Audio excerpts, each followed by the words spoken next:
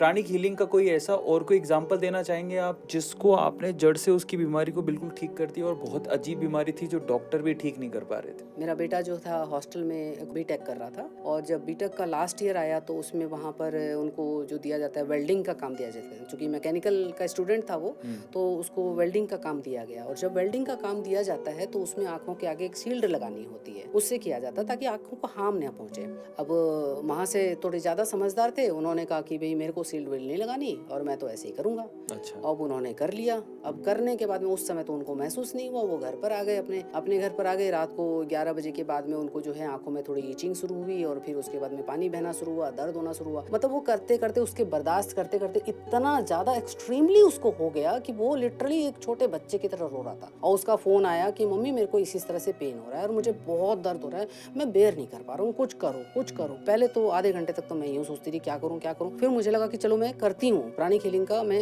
Implement करती हूँ, इसके ऊपर देखती हूँ क्या होता है। लिटरली आप मानोगे नहीं, मैं कम से कम 1.5 घंटे तक मैंने उसकी हीलिंग करी है। और मेरे यहाँ तक के हाथ जो हैं वो बिल्कुल जल रहे थे बुरी तरह से। लेकिन 1.5 घंटे की हीलिंग के बाद उसको नहीं पता उस बच्चे को कब नींद आई कब नहीं आई। उसके बाद दोबारा उसको कोई प्रॉब्लम नहीं हुई उससे।